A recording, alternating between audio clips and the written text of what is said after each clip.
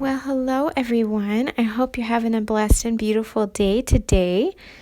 So, I have kind of a funny, not so funny story to tell you before we begin our topic of the day. I have been on a weight loss journey. The goal is 30 pounds to lose. I've only lost 10 and I've been working at it for quite a few months now, but I've been seeing an ad for these gummies that are apple cider vinegar gummies. Now, I've heard all the good about it, right? But you don't ever hear the bad stuff. You don't ever hear of anybody who has any side effects. Well, here comes little old me who gets these new latest and greatest things to try to help me lose weight. They're guaranteed, they're guaranteed to help you lose weight. So I get these gummies. I'm very excited to use them. And probably about, I'd say a day and a half later after starting them, I started having problems in my knees. Both knees were hurting so bad that I couldn't walk, and I was stuck in a chair with a hot heating pad on them because I couldn't move my legs. But I still didn't put two and two together. Oh my goodness gracious. I couldn't work out, couldn't exercise, anything, nothing. And then yesterday I took some more. This is now a week later. I've taken some more and I started getting a really bad stomach ache. I still have it today. I haven't taken it today because I wanted to kind of see if that's actually what it was. But yeah, my knees, I haven't taken it today. My knees are perfectly fine. They don't hurt anymore. I'm able to walk around and move. The stomach ache still hurts a little bit. So here comes me who has a reaction to this magic pill, right? Oh my goodness. So if anybody out there takes apple cider vinegar or is thinking about it, just be cautious because this is not fun. The stomach ache is not fun. Anyways, that was a little side note, a little laughter for myself for today. So the topic of the day, last week, there is a man that I graduated with. He was in most of my classes in high school, very well known. I knew him. I wasn't ever friends with him, but I knew who he was.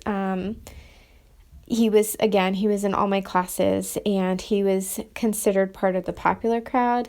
I was not in high school. That's a whole nother story for a whole nother day, but I was not popular in school.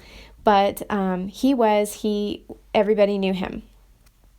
Anyways, so last week he passed away, and it was kind of a shock, but because he's only 41 years old, so it was kind of a shock, and but here's where I'm going with that. So it wasn't expected, okay? It's not like, his death was expected or he was sick and everybody was waiting for him to pass away. Nothing like that. He just collapsed one day and that was it. And he died and he's gone. And it really got me thinking about how our life is a vapor, And it says in James 4:14, I'm sorry, excuse me, let me find my translation here. Whereas you do not know what will happen tomorrow, for what is your life? It is even a vapor that appears for a little time and then vanishes away. And then again in Isaiah 2:22, put no more trust in man who has only the breath in his nostrils, for what account is he? There's quite a few different verses that speak similar to this, where we are one breath, one heartbeat, and one breath away from eternity. And just like this guy that I went to school with, he was not saved. He hated Christians. He hated God. He hated Jesus. He hated all of that. He thought it was fake, everything. And, it's hard to know that somebody like that, who hated God and all of the above, to know where they're at. It's hard to know that when they died, that it was so suddenly that he didn't have time to change his mind, that he didn't have time to realize that he was wrong, or that he didn't have time to come to Christ. It was so sudden, he collapsed and that was it, and he was done, and now he's spending his life in eternity.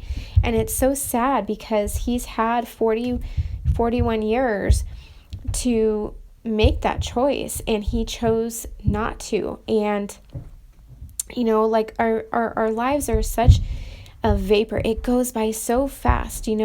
Before kids, everybody would tell me, oh, once you have kids, they grow up so fast. I'm thinking, yeah, right, whatever, until I had kids. And then I just see the reality of that, that sentence, and how fast time really does go, and how life is just so, it's just moves so fast.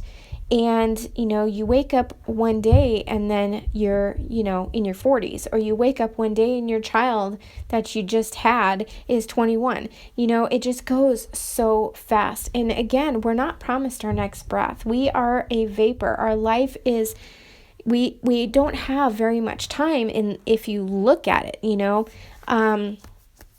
we're all one footstep away from eternity, and it can happen in the blink of an eye, and we don't know when our last breath is going to be.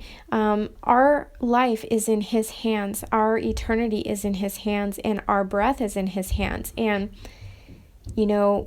whatever he sees fit is the timing of our death. And so, if you haven't, if you're on the fence about wanting to come to Jesus, or you're kind of lingering about it, or you're thinking, oh, I'll do it, if I get sick, or I'll do it if this. There's all these ultimatums of how and when you'll decide if you want to accept Jesus. And, if you don't accept him now, what makes you think that if that event were to happen, that you would accept him then? Any of us could collapse and be dead in the next second. And if you haven't decided to follow Jesus, then you are going to spend eternity in the place that you have chosen, because our eternity and our eternal security and everything that goes along with, heaven or hell, that is our choice. That is something that God has given us in a free will to choose where we want to spend eternity. He's not going to force himself on anybody. He's not going to force you to go to heaven if you don't want to go there. He's not going to force you to believe in him if you don't want to believe in him. But you ultimately are going to pay with your life. You're going to end up in hell for eternity, and there's no second chances. There's no purgatory. There's no coming back and reincarnation so that you can try again. Once you're gone forever. And, it's so heartbreaking to have known this person who has died, to know without a shadow of a doubt where he's at, because of his rejection, because he hated anything to do with Jesus and the Bible and everything. It's sad, and I don't want that for anybody. I don't want that for you. I don't want that for anybody. When you have such an easy choice to make, you have such a loving Father that wants to be with you. And, all it takes is for you to just believe who he is and believe his word. And, stop rejecting the truth and stop rejecting what he says. Forget about man. Forget about what, people are saying and how they act and how Christians treat each other, the things that they say to one another. Just put all of that aside and look at the big picture and look at the truth of who God is and what his word says, and, put your life in his hands and let him take it so that you can have eternity with him. You don't want to be one of those people that, today is your last day and then you find yourself forever separated. That that is a horrible thought to even have.